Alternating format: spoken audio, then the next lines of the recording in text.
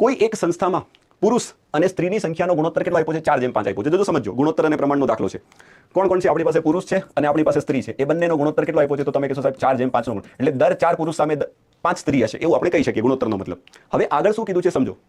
આ સંસ્થા પુરુષની સંખ્યા 80% અને સ્ત્રીની સંખ્યા 60% થી વધારવાનું નક્કી કરે છે. હવે સંસ્થાએ શું નક્કી કર્યું ખબર? કે પુરુષની જે સંખ્યા છે ને એમાં 80%. જો સમજો, બહુ મસ્ત મજાનો દાખલો. આની અંદર 80% અને આ જે સ્ત્રીની સંખ્યા છે ને એની અંદર એમણે એવું નક્કી કર્યું છે કે ભાઈ આને આપણે 60% થી વધારવા છે. તો પ્રશ્નમાં એવું કીધું છે, તો સંસ્થામાં પુરુષ અને સ્ત્રીની સંખ્યાનો નવો ગુણોત્તર કેટલો થશે? ખૂબ સરસ મજાનો અને ઈઝી પ્રશ્ન છે. જો ઘણા બધા જવાબ પણ આપી દીધો. તો કઈ રીતે ગણશું? તો હવે જો તમને ગુણોત્તર અને પ્રમાણ આવડતું હોય અને જોડે જોડે જો ટકાવારીનું બેસિક નોલેજ હોય તો તમે આરામથી ગણી લેશો. હવે લોચો ક્યાં છે? તો લોચો એવો છે કે આપણી પાસે તો ગુણોત્તર છે. તો ગુણોત્તરની મજા તો છે, તો તમે ગુણોત્તરની પૂરી મજા લો. તો તમે શું કરો? 4 અને 5 છે ને એની જગ્યાએ ઉધારી લો કે 40 પુરુષ છે ને 50 સ્ત્રી છે. ગમે તે લઈ શકાય, કાંઈ ફરક ના પડે. 4x 5x પણ લઈ શકાય, 400 500 પણ લઈ શકાય. તમને જે ઈચ્છા થાય એ લઈ લેજો. બરાબર? તો હું 40 50 લઈને ગણું છું. આ બાજુ ધ્યાન આપજો. હવે ધારો કે 40 પુરુષ હોય અને હું એમ કહું કે આમાં 80% નો વધારો થાય છે, તો સૌથી પહેલા તમારે શું કરવું પડે? ખબર? 40 ના 80% શોધવા પડે. તો જેનું ગણિત સારું હોય એ ગોતવા ન જાય, એને તો ડાયરેક્ટ ખબર પડે. અને ના આવડે એને આવું કરવાનું. 40 ના 80% એટલે 40 ગુણ્યા 80 ના છેદમાં 100. જોજો, બે મીંડા કેન્સલ, તો 8 ચોક 32.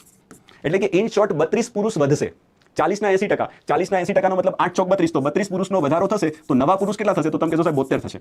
અને એ જ રીતે સ્ત્રીની અંદર કેવું થવાનું? તો સ્ત્રી છે ને એમાં 60% નો વધારો થશે. તો પહેલા તો તમારે 50 ના 60% શોધવા પડે. તો જો તમને ગણિત સારું આવડતું હોય તો કંઈ કરવાની જરૂર નથી. જો 50 છે ને એના 60% આમ ગોતવાના થાય. તો તમારે ગુણાકાર નહીં કરવાનો. તમને ખબર હોવી જોઈએ કે ટકા છે ને બે મીંડા ખાઈ જાય. તો આ બે મીંડાને ટકા ખાઈ જાય તો વધે કોણ? પાંચડો ને છગડો વધે. તો 6 35 થાય. તો 30 નો વધારો થાય છે. તો એનો મતલબ હું આની અંદર 30 ઉમેરીશ તો આ કેટલા થઈ જશે? તો તમે કહેશો સાહેબ 80 થઈ જશે.